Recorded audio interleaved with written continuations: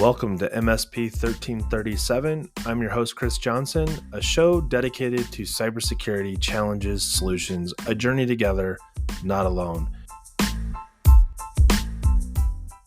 Yeah. Okay. Welcome, everybody, to another episode of MSP 1337. It's that time. It is Fireside Chat with the infamous Matt Lee. Matt, welcome to the show. What's up, brother? It's great to be here. It's been a lot of these episodes, and I think we're nearing the end of covering this here book end to end, aren't we? This is of the 18 domains, 18th domain. Let me count. Yep. We've been doing this for a year and a half. Like this, I think, started not long after you and I met, which would have been at CCF in Chicago. And we sat at the bar for umpteen hours talking about stuff like this. Yeah, and then it turned into hundreds and hundreds of hours of talking about it since. And, hundreds of hours. Yes. Wow. So we did a couple of these out of order, I think more largely because we knew that those following along mostly would have a familiarity with the CIS Top 18, sequential logic. With the Trustmark, we added governance and physical security. So governance comes at the beginning. We like to put that in front of everything because it's kind of important in your journey. I was just talking about this, Chris. You triggered me just real quick. We'll take a little segue. I was trying to order my discussions for a thing I'm doing next week at Security Boot Camp, and the first order was governance. And the governance has to be, and I love saying it this way, and we talked about it the other day, but governance has to be first. Because if you say we're going to do these controls and then you're not inspecting whether they're being done or the proper things in business are functioning to make it happen, then you're not providing governance and it's not going to happen. Like you have to expect what you expect. It's the three key components for cybersecurity: governance, strategy, culture. And if those three don't have an operational maturity to them, cybersecurity becomes a line card or a skew. And somebody might try to take you off on a tangent and go, "What about funding? Funding comes with governance, num." Right. And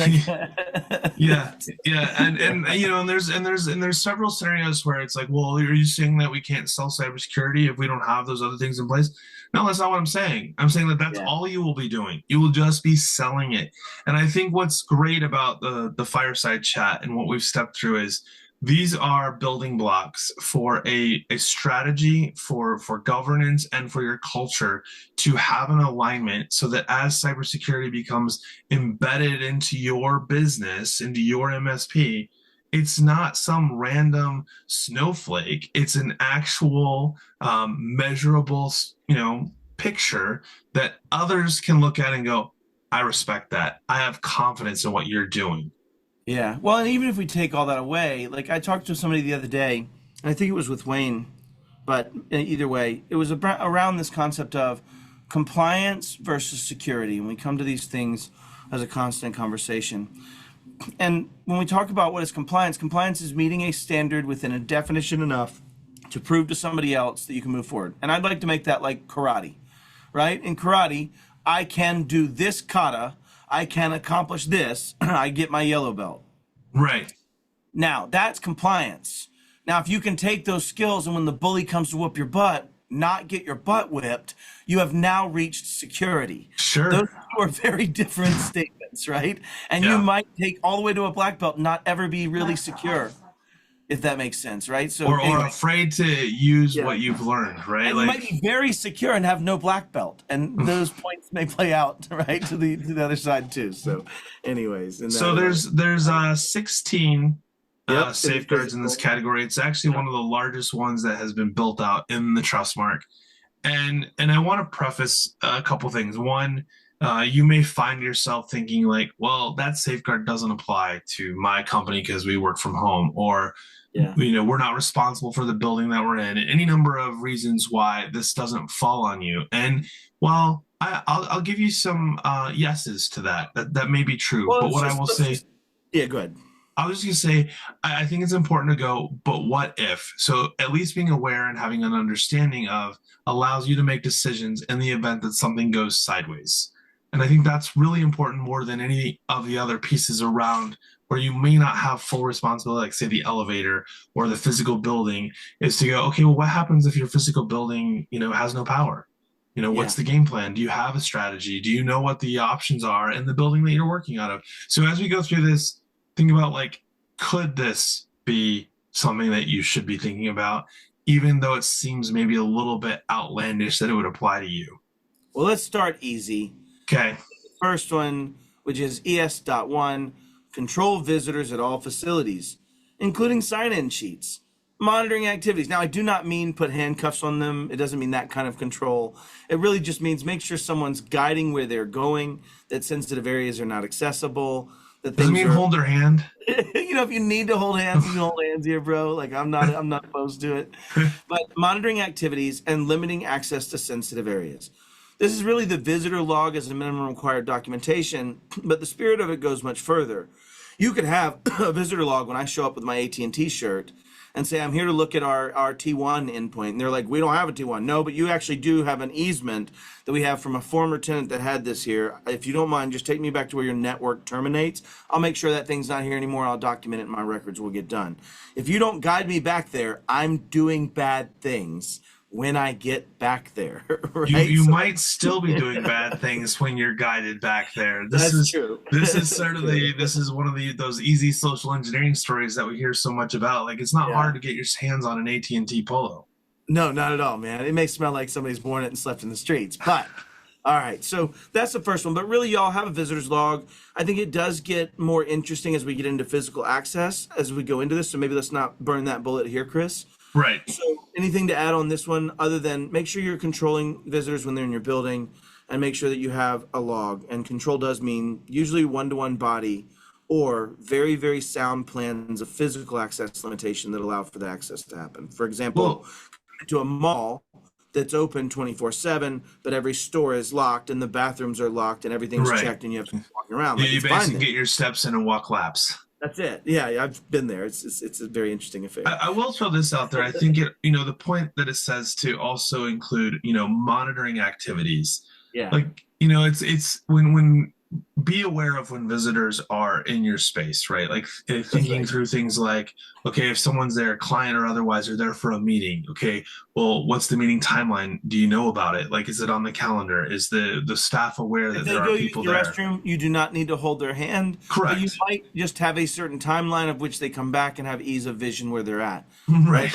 Is kind of a thing. You may not need to go in with them. They're probably isn't like in the movies where they're like, we need to use the restroom. A ceiling tile in the bathroom off the back of the toilet seat. No, we're good. It's third door on the right. What's after that? ES.2 says, and this goes tangential to this, right? These are all physical and business continuity discussions.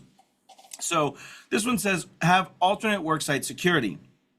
That means if you go work somewhere else, protect sensitive information at alternate work sites. And guess what, Chris? That does mean when you go to the freaking airport lounge and that is your alternate work site, and I just let a little country come out in me by saying alternate. Alternate work site, and that's your alternate work site, then you need to lock your freaking laptop when you go get food from the fat boy and girl line. Like, you have to do that. Like, that is the reality of it. When you go to the bathroom, lock your laptop. We talk about this. This is where I see this every day, Chris. You know I do. Yeah, we lock it up. And we have hundreds of these pictures of open laptops. We keep it OPSEC, but they don't keep it OPSEC. I've seen financials of giant companies like Boeing. I've seen all kinds of stuff that people just leave open. And this is the spirit of this safeguard, in my opinion. I had one the other day that was the guy's literally texting on his cell phone. He sets his phone down and leaves to go get food. Unlocked. Oh, I've seen the trifecta, right? The phone, the FIDO token, and the laptop. Like, I've actually seen a Homeland Security office where he had left his, I don't think it's a CAC, but whatever the replacement card is for CAC. Yeah. But he left his identity card plugged in, a CGIS screen up with active searches, and he had walked out in a little tiny closed room where the screen, we'd have to be, 10 foot from the door, you can see it. But once you go in, it's very hard to see me. And, I sat there and filmed it for 40 seconds. And they had left that screen open. I walked over to talk to the guy, and I'm like, hey, somebody left their identity in this machine. They've got stuff up. Like, you should go lock it. I'm a security researcher. And the guy's like, it was me. Like he was the guy in charge, and he was like all happy that someone would say something. Anyways. I have a badge. Yeah, side tangent. The other thing I would add to that I think is kind of important is, like, you don't have to take your entire office with you when you go to an alt work site.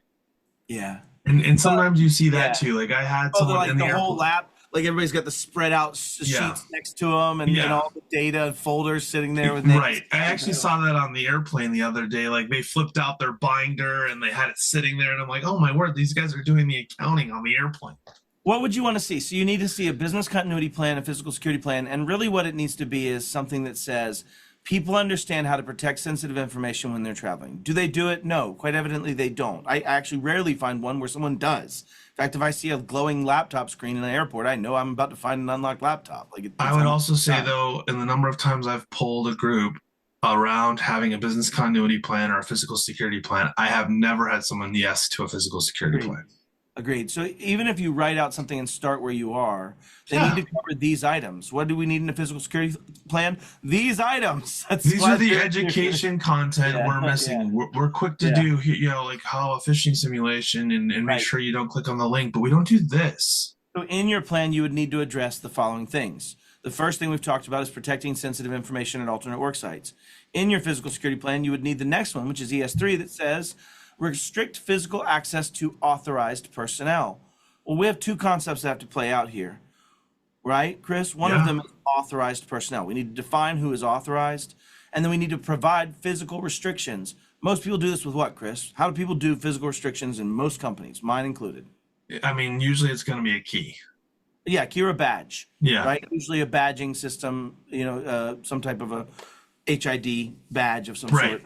But But there's at least some sort of gated access. It's not just and it could be a key, to your point, right? Yeah. You could give employees a key. That is the most common method of you saying that. Here, you are now a supervisor at this organization. You have a key to access this. Or, Matt, you have no key to the cage because you keep taking equipment and not putting it on tickets and forgetting to bill customers. That may have happened. Allegedly may have happened. I became unauthorized personnel for that cage at my organization. Right? And I think that lends itself to the next one. So ES4 is design and apply physical security to prevent unauthorized access. And those are twins, right? They those are very much so. You can't restrict unless you have designed physical security to prevent. Like no. Not how this works. We all work on the patio. It has a 3.5-foot fence. No one's going to get in there. It'll be fine. I promised he wouldn't go in the cage. Yeah, until you had that one mad customer who was just looking for that laptop. Yeah.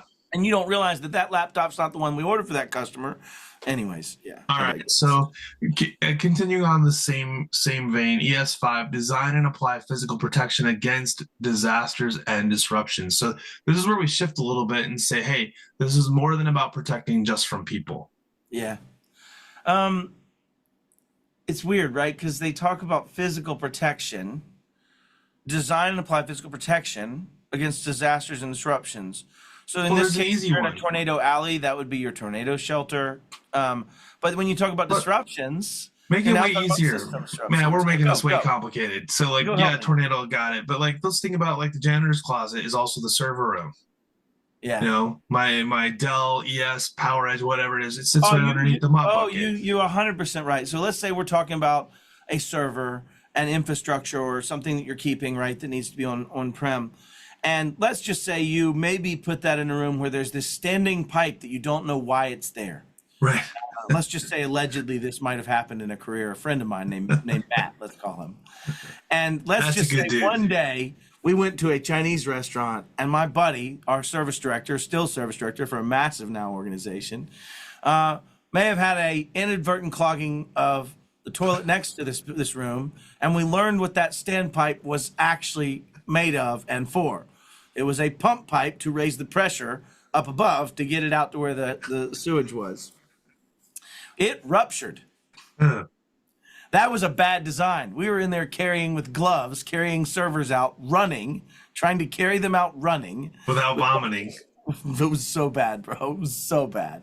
But that's exactly your point, right? When you're thinking about where I put sensitive or critical things, make sure that you're looking at the way they're designed. And we see this all the time, right? Another great example is an air conditioner that the servers are right underneath and it starts dripping, right? Yeah.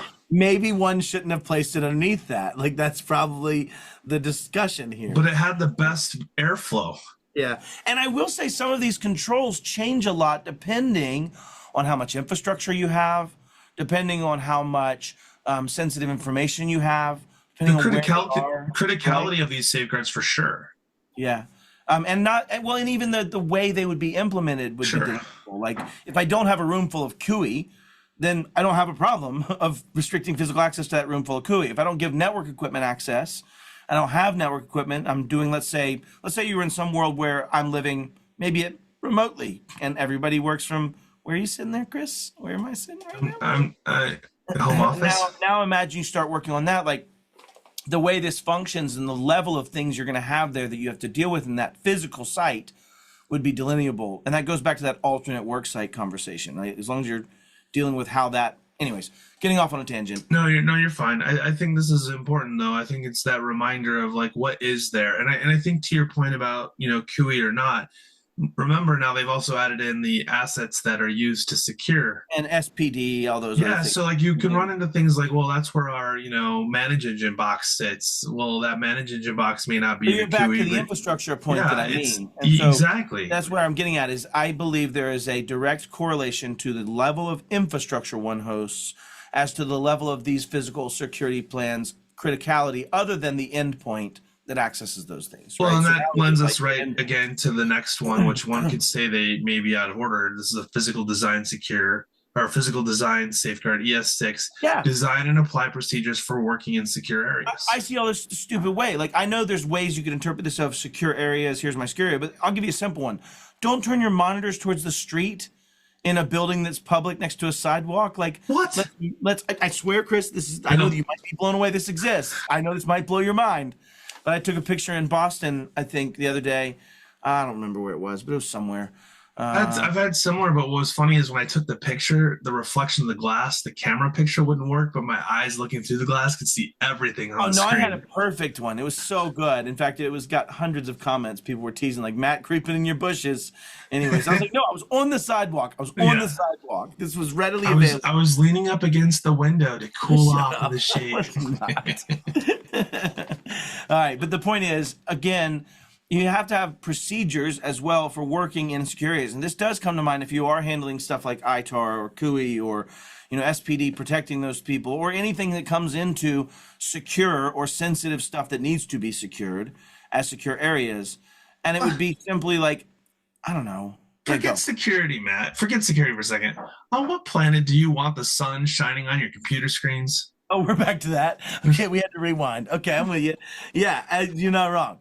But maybe they have great E levels or whatever it is. Maybe they have no sun coming through as much. That's right. I'm sure that's what it is. That's what it is. Spending so much money on the glass that they don't care about the data. That's right. They're like, long hair don't care, man. That's right. No. Great. Okay. But the point is, if you have secure areas, and I had this example. We had a client that was an ITAR client. They basically did certifications for airplane parts. Essentially was what it was. And so they were considered an ITAR client. And so they very much were they had to put up signs that said ITAR area. Anywhere someone worked on ITAR stuff, they had to define that. If you were in there, you had to have a certain badge on. If you did not, you were right. They had process and procedure. It can be that simple. It's kind of like the no-fly zone, right? Like if you cross this into people the get stuck into engines in this line. This is what will happen to you. Right? Like, it's not spinning slow. That's just how fast it's going. It looks slow, right? Exactly. Right. Okay. I think we've got some here that now start to see the shift. So ES8 is equipment say protect equipment against hazard and unauthorized access. This is kind of similar to what we just saw with ES7, ES6. We skipped one because there's out of order. But protecting equipment against hazard and unauthorized access. So any people that aren't supposed to be there would be that unauthorized access, and then your hazards. We talked about that before. We've talked about that quite a bit. Like it's just kind of a reminder with a little bit different phrasing that some of the safeguards that are in here are really rephrasing just to emphasize the importance of what it is that you're being asked to do. Well, and it's the addition of the unauthorized access to the equipment, and that goes back to that story I told earlier of like, prove to me you have an easement for this and show me what you're going to touch. I'm going to come look at it and we're going to make decisions whether you can touch that. I mean, like, it would be very much like protect against equipment, unauthorized access. right now you think of that as that locked door with a 5-digit code or something in front of the machine, the room, and that would be part of how one would say that. Hey, we have to your point, we have this infrastructure box we're hosting on site. This is the one place one could access that directly and physically. I need to protect that. I'm going to lock the door. I'm going to have a plan for how people access it. And from a hazards perspective, I'm going to make sure it's not underneath the air conditioning. I'm going to make sure that we have, back to the earlier one, disaster resilience. I have batteries. I have other things to that. So those are the things we get into. Again, back to my statement of if I didn't have that box, and it also comes down to somewhat pets and cattle too, to some extent. But if I didn't have that box, I wouldn't care as much about the battery resilience for that because I'd pick my laptop up and go somewhere else. I wouldn't. My point is there is a real correlation to the physical aspects of this shifting quite drastically if one does not have a traditional castle and moat mentality of things. So I think the next few safeguards that we're getting into, these are the ones that I think a lot of people sort of, well, it's not my responsibility. And maybe that's true, but I think it's still need to have an understanding. And this one, for me, ES7, delivery and loading zones, control and isolate if possible access points such as delivery and loading areas, entrance lobbies, and other points where unauthorized persons could enter the premises to avoid unauthorized access. Yeah. If you don't have a loading dock, and if you don't have a loading area of things to that neighbor, then all the rest of this, entrance lobbies, loading areas would be when the UPS guy opens your front door, other points where unauthorized persons could enter the premise. Basically, they're saying it's a continuation of the earlier discussion that said control physical access. That's what this is. This is a extra statement of going, hey, do you ever think about that place where you can let UPS in? Like we had a place and a key fob that would let UPS in 247 to our building into a tiny antechamber that was all they could drop it off in. And if somebody else piggybacked in, then they'd be stuck in a warm antechamber. Huzzah. Right. They might be able to steal my stuff, but only that stuff. And you just gave a great example of how to solve for the don't have a loading zone. Because I think about how many, like if you're having stuff delivered via Amazon, UPS, whatever it is, it's coming to your house, office, wherever it is. What controls do you have in place to ensure that it doesn't leave with the, porch bandits? I just get Mark Rober to build me one every now and again. Nice. Yes. For those of you that don't know, he's talking about boom, you just got glittered. Yeah, the glitter bomb. Okay, so, but really though, level 1, we're just adding, in ES7, we're just adding data to ES2, I believe it is. Correct. So next one ES9, is protect equipment from power, communication, and gas disruption. Power.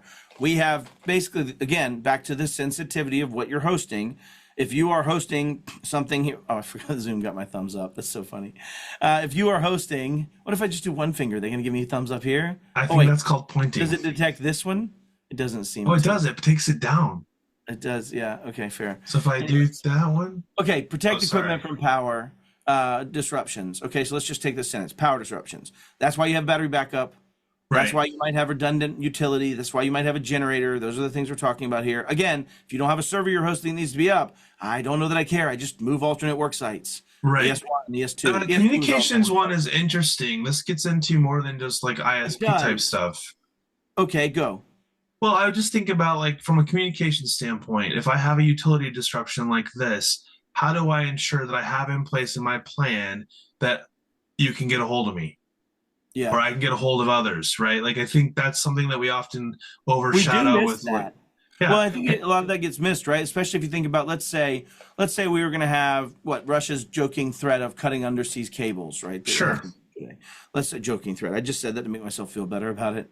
But let's say that the undersea cables caused a global disruption in routing tables or something to that nature, and you had no internet communications and no cell phone communications. Like, how are you going to communicate? Is it cell? Do you have some kind of backup radio? Is it just hope and pray? Do we meet at a certain location? Like what comes out of that? But that's an extreme. The point is, but it's not hard to come up with a solution for. Yeah. Well, we actually had ham radios for ours. Yeah. We've done some fun stuff. Me in the audience now. The ham radios with the Linksys routers where you could actually call using asterisks. All we had was a ham radio operator in each city. It just so happened we did, so we added it to our physical security plan of saying, hey, if this, and we didn't call it that at the time, but we just basically said if we were to lose in our DR and COOP, continuity of operations plan, it came after we lost our primary IDP. Gotcha. Microsoft was down. We were sitting there thinking as an organization, we couldn't use Zoom because Zoom was tied to our SSO. We came up with how we'd do our break glass out of that conversation. Sure. But we also realized, like, what if it was just all down? Like, what would we do to serve our customers, to serve our families, to serve our team members?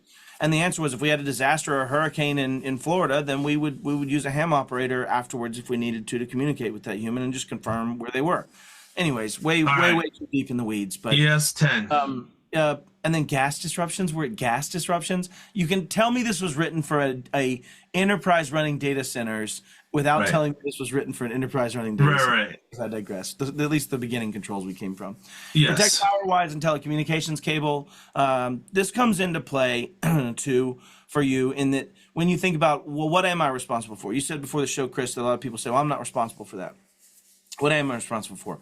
The way they're hung, how they're structured. Do you have redundancy? Are they put in stupid places? Did you put them down where they might get tripped over or cut or in the way of stuff? Are you having to, like, it's protect, right? Like, do the things you have to do to protect. It could be in your office.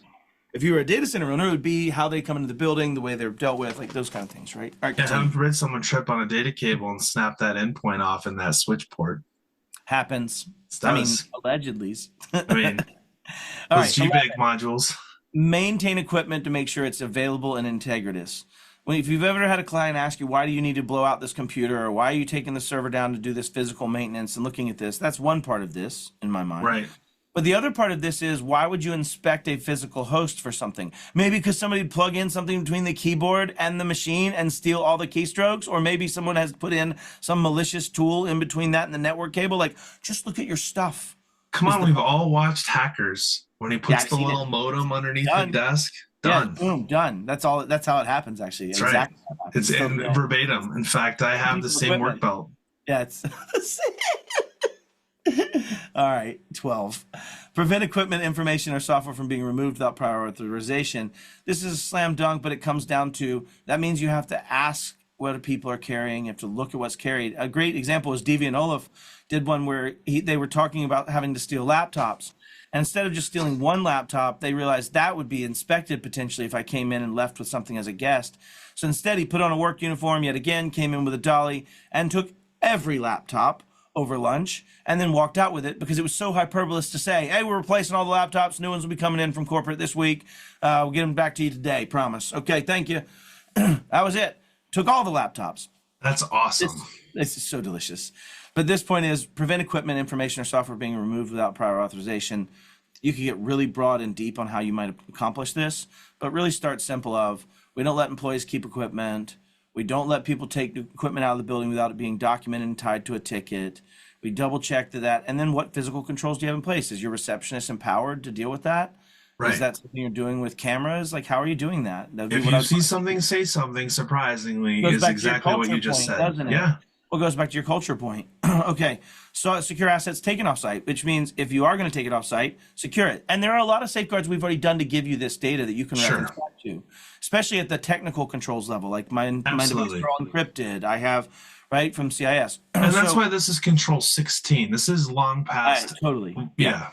You would just need to codify those things into how one does so, how one tracks these things. That's what needs to happen in this case. So moving along, all media to be reused or disposed should be sanitized. What do you mean? You have to have a way to dispose of securely data as called out earlier in CIS. Again, this is already kind of dealt with for you.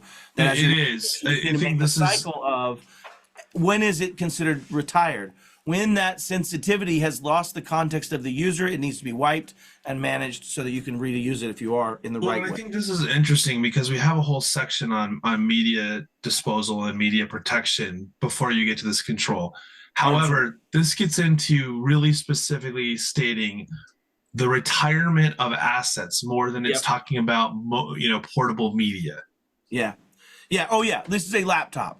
Right? That's what this is. This is, we're talking about a laptop that is about to be reused with Bill, who does not have access to sensitive data, or is about to be reused in the community who should not have access to sensitive data, or not your SanDisk flash drive.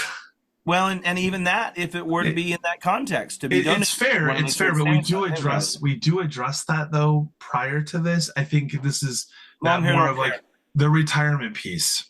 Yeah, but It says reused or disposed of should be True. sanitized, and so it does True. recover that point. A lot of these are in, like I say, sisters and controls, right? They're the same in some ways. Okay, implement a clean desk policy. No, we're on the one. No, we're not that far yet. We need to ensure that unattended equipment is protected. Funny enough, I this one kind of irks me because, I don't know if you noticed, but the Apple laptop device space no longer has the place to put the security chain on it, like the bike lock. Like it's gone. Like, hey, no one wants to steal these anymore. Kensington lock, I think it was. Yeah. Kensington lock. Yep. But that's kind of what this is talking about, right? Ensuring that the equipment can't just be removed because you're not present to say, hey, I don't know if you should be able to take kiosks, this. Right? Kiosks are things that come to mind for this. So have some way to show that. That could just be the way you physically enclosed it. Could be private. Right. Okay. All right. Now you can have your clean desk. Implement a clean desk. Like, come on, y'all. Number one, don't just leave sensitive crap laying around. You wouldn't do it at home. Like, imagine you're about to get caught for something you did that you shouldn't have done. That's how I want you to treat data when you have it. Don't just leave it in the trash can by your desk. Man, I left those bloody gloves right there on my desk. That'll be all right. Nobody will care. No, them some bitches getting hidden in a plastic bag and put in the backpack, right? Like, treat your data like that. That's all. And that's why you keep the backpack on, or do you get rid of the backpack too? You try to get rid of the backpack very quickly, Chris. Okay. I think is the way I would state this. Well, that took a very dark turn. I'm worried about you. I hate when I get bloody noses. I digress. But the point is, Matt, lock your laptop, lock your screens, and keep data sensitive. And really, I mean, Chris, you were there, and we'll wrap this up. But we were on a call, and it was George. And George was showing his whole financials of all of his employees accidentally to try to show something on his screen. And I was so dumb, I just put my hands up to like cover my camera as if that would somehow help. But the point is, keep OPSEC. It's burning my eyes. Remember that you have sensitive data, and when you do, make sure you keep that OPSEC and don't show it. And sensitive data doesn't have to be sensitive in the context of financials or operations. Maybe it's a Slack message, and it's it could be data to users. Yeah, sorry. Yeah, any number of things. All right, with that, this has been an episode of MSP 1337. Thanks, and have a great week.